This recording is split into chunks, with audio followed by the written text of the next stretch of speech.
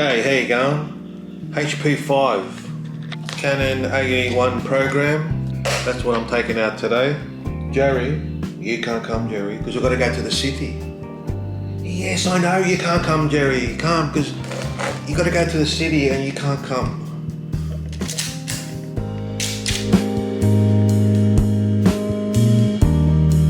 I bought this Monobath and I'm going to try and process this film. They reckon HP5 is good for the Monobath. It's from CineStill. Yes.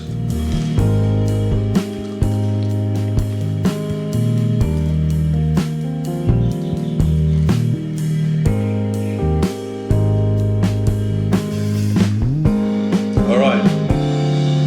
Let's go.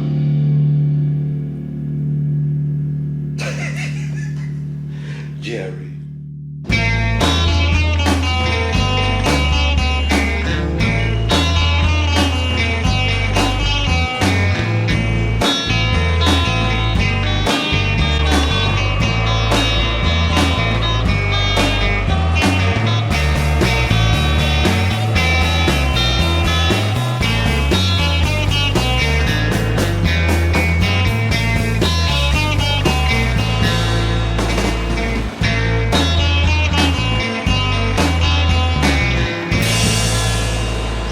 Okay, so I'm in the city. Bloody raining. It's been perfect all bloody morning and now it started raining again.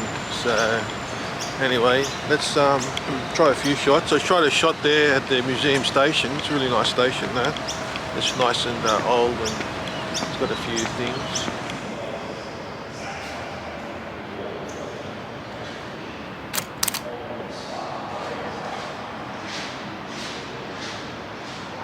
Okay, so I'm at the War Memorial here. It's the only place where I can keep dry. Yeah, I'm trying to find different angles. The rain, I mean obviously this camera is not bloody waterproof, but the rain is, I don't want to risk it. So, but what I try and do, hey mate, there you go. What I want to try and do is go black and white, the contours, what do you call it? Like have a look at this. Sharp lines, that's what I'm trying to say. I want to get sharp lines.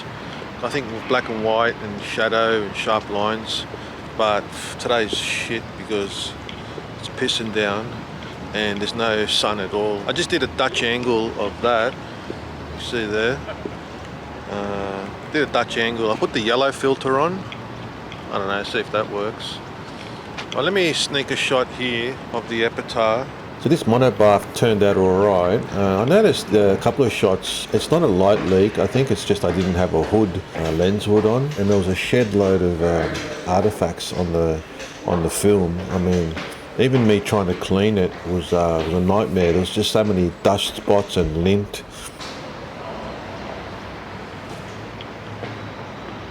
For the first time developing the Monobath, it turned out okay. I mean, yeah, it's not professional, but yeah, a bit of fun.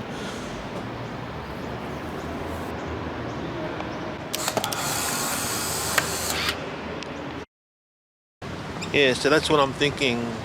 With black and white, I always think maybe I need that shadows everywhere. That's why I came in the midday.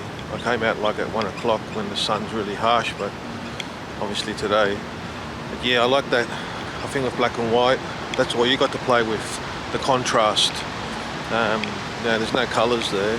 The yellow filter is supposed to bring out the blues, make the blues darker, because that's the opposite end of the colour spectrum. I think that's how it works. I'm not sure.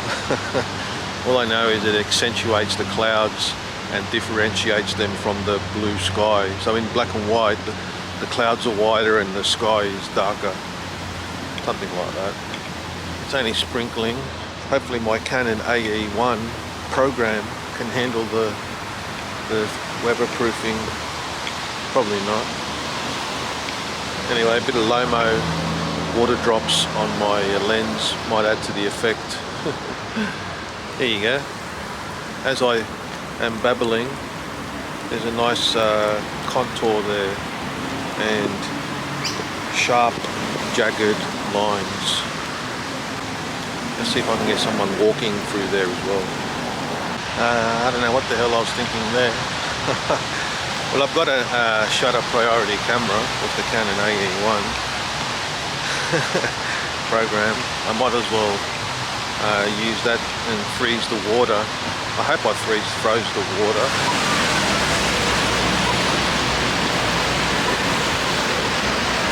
I don't know what the hell's going on here, but I think that's a fish out of water. A bit like my photography, really. Fish out of water. Now with the 50mm, you got to let your feet do the walking. So I was trying to get those two little squares of the door and the angle of the lines just right. We're shooting film. There's no, I mean, you can still crop, but you want to get everything in. That's the beauty of framing it all up at the start. So you got to use your feet to zoom in and zoom out and frame it up properly. I really like this window here. That should show up good in black and white. And I didn't mind the flower in there, and I tried to include a bit of that in there as well. I'm winging it again. I need Jerry to help me. I think today's going to be a pretty piss poor effort without Jerry here to help me. But yeah, black and white, you gotta, like what that street photographer says, I see in black and white. You gotta see in black and white. I don't know what the hell that means. Bloody rain everywhere. George Street put some trams in. I think this was like this about 100 years ago, 50 years ago. Anyway, people trying to cross the tram lines, always a good shot. And the nice wet weather adds to the appeal, I guess.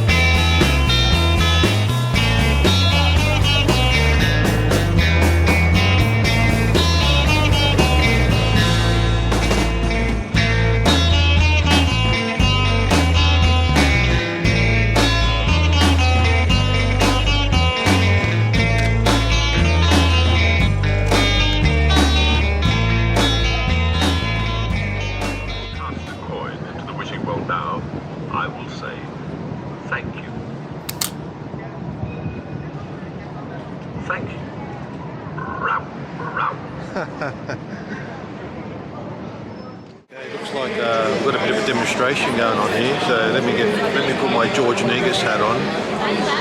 Photojournalism here, 101. I don't know what the hell. I'll just take some photos. What is it? Something to do with Iran. If I should take photos here, who knows? I might become a photojournalist one day.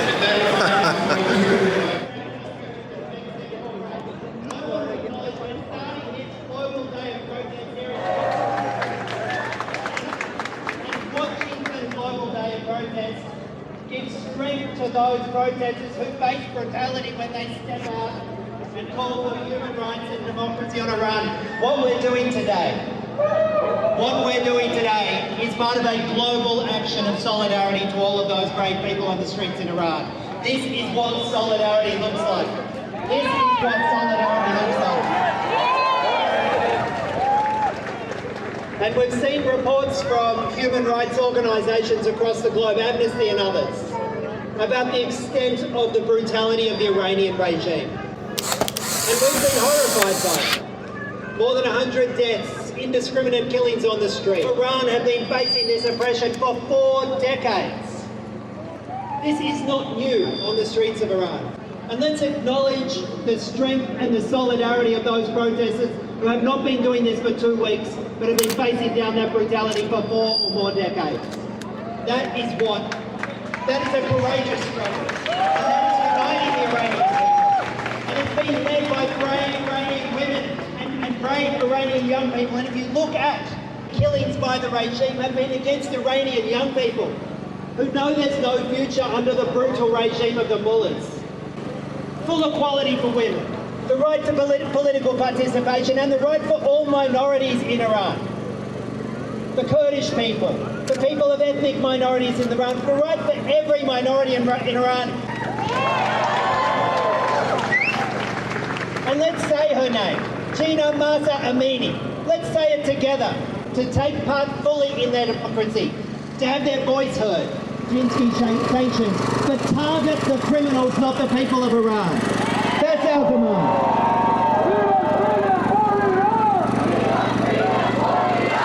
You have my party's solidarity, but I can tell you this. In these last few weeks, you have touched a nerve in this country and around the world. Thank you very much.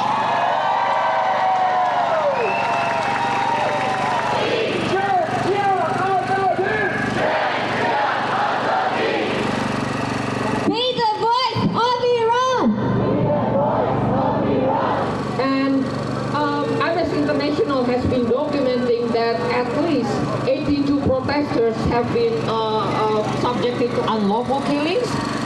Those are people in Iran who are including the Kurdish people, the people of Bawaki. An alarming escalation since in the use of force and firearms since 21st of September.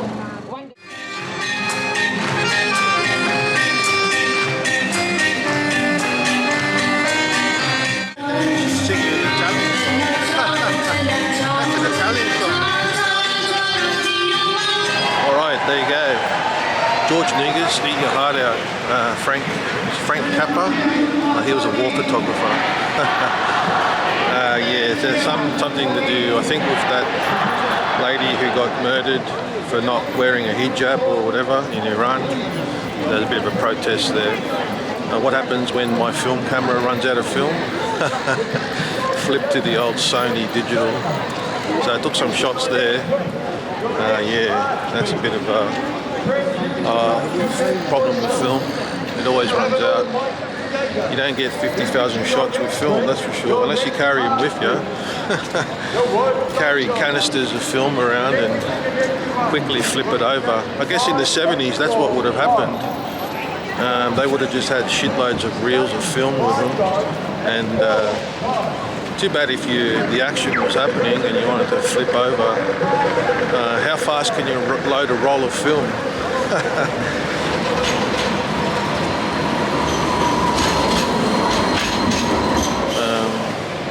That's it. So anyway, now I've got to process the bloody thing. So if you are watching this video, it worked. If you're not watching the video,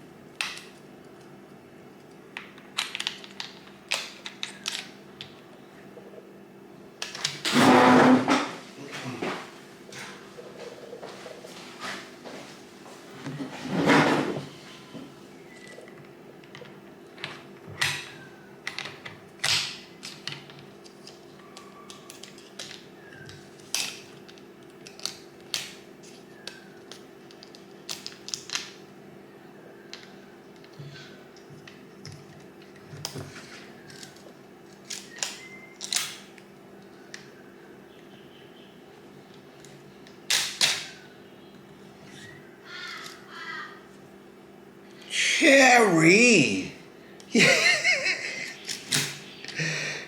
What's the matter?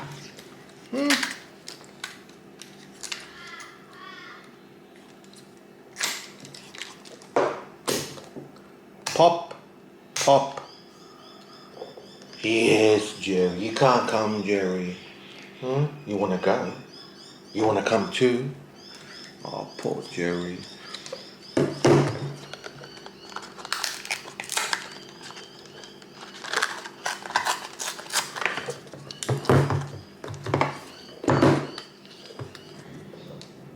That's so I don't forget, Jerry.